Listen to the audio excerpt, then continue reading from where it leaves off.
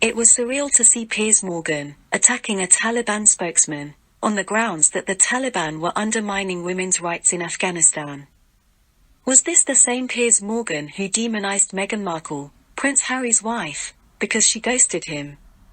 Or the same Piers Morgan who egregiously invaded Catherine Lockwood, Prince Harry's aunt's privacy because she did not fit his ideals of womanhood? Or the same Piers Morgan who routinely violated Princess Diana, Harry's mum's privacy, while pretending to be her friend, so that he could profit from monetizing her popularity? Surely, this could not be the same Piers Morgan who repeatedly attempts to dictate how women, especially young women, should conduct their own affairs. For example, without any sporting background, he has tried to tell Emma Raducanu and Naomi Osaka how to conduct their tennis careers and Simone Biles how to conduct her gymnastic career. In other spheres, he has tried to tell Little Mix how to express their femininity, to name but a few. It was therefore surprising to see this self-appointed male judge, who had earned notoriety for telling women how to conduct themselves, taking issue with the Taliban for doing same, on his triumphant return to the Murdoch stable, where men telling women how to conduct themselves is the order of the day. Women are everywhere. We're letting them play golf and tennis now. HR's on the phone because you called me a skirt. Yeah, I gotta read that manual again. The attitude off camera was even worse. You're a man-hater. Learn to get along with the boys. You're sexy, but you're too much work. I have a whole list. Will other women come forward? A Murdoch stable that is the long-standing standard bearer for promoting sexism in the media. Maybe it's opposite day. If you're wearing something, please get naked. All right? That goes for you too, ladies. Come on over and make my dinner, will you? Absolutely. I'll jam some stuffing. Deltoid exposure. Deltoid. Yes, okay. And that's what we're witnessing. Is that the airline? Yes, absolutely. See? And here comes Brian. A Murdoch stable with the most astonishing record for multi-million-dollar settlements, suggesting institutionalized sexual harassment. A Murdoch stable whose sexual harassment track record was so scandalous that it spawned an Oscar-nominated movie. I want to convince you that I belong on air, Mr. Ailes. I think I'd be freaking phenomenal on your network. I could pluck you out and move you to the front of the line. But I need to know that you're loyal.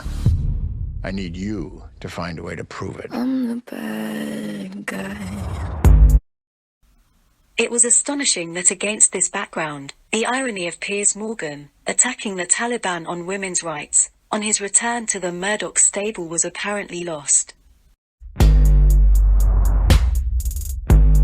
You know why Roger's got that door blocking his office. Someone has to speak up. Someone has to get mad. Fox News star. This purported interview was nothing more than two men on opposite sides of the misogyny spectrum, debating how women should conduct themselves in public to fit the male expectation, on a platform provided by a sexist billionaire. It was somewhat surprising that the meeting between these two men was not cordial, given the historic role that Piers has played in promoting the Taliban recruitment drive in the region, while simultaneously undermining the West's resolve to support the fledgling democracies. After all, it was under Morgan's editorship that the then anti-war Daily Mirror published fake pictures purporting to show British soldiers torturing and abusing Iraqi civilians. Perhaps, the Taliban spokesman would have been better served, starting off the meeting by thanking Mr. Morgan profusely for his sterling contribution to the Taliban's recruitment drive. And as Morgan became hostile, he should have asked him why he was complaining about his chickens coming home to roost. Perhaps, the reason for Mr. Morgan's hostility to the Taliban can be attributed to his change in employer during the intervening period. Back when he was the Taliban's chief recruiter at large, he was employed by the left-wing, anti-war Daily Mirror. Now that he has returned to the right-wing, pro-war, anti-immigrant, and Islamophobic Murdoch stable, he needed to align himself with his key demographic. You have to adopt the mentality of an Irish street cop. The world is a bad place. People are lazy morons. Minorities are criminals. Sex is sick but interesting. Ask yourself what would scare my grandmother or piss off my grandfather. And that's a Fox story. Nobody stops watching because of a conflict. They stop watching when there isn't one. To this end, the Taliban were an easy target for Piers to deploy the racist and Islamophobic dog whistles that the right-wing media routinely employ to incite their disciples for profit. This is clearly evidenced by the stream of racist and Islamophobic comments that trailed Morgan's show.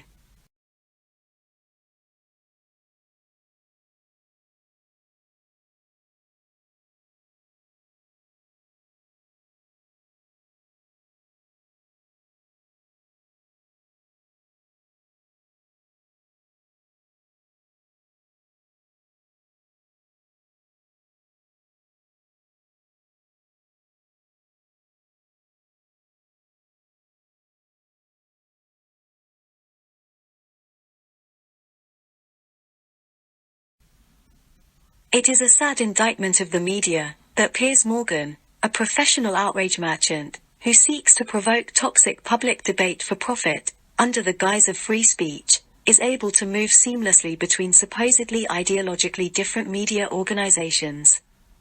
This is evidenced by his crossing over to the supposedly left-wing Mirror Group newspapers, after he was sacked by the right-wing Rupert, during his first stint at the Murdoch stable. In the US, Piers has been able to float seamlessly between the supposedly ideologically opposed CNN and Fox News. No matter how low he sinks, in pursuit of headlines and profit, or how robustly he advocates positions that are supposedly contrary to his prospective employer's views, he is always able to find a home in the media. Piers Morgan is a psychopath whose only allegiance is to ratings, and any suggestion that he betrayed his Taliban comrades because of his road to Damascus epiphany and newfound desire to champion women's lib is frankly risible.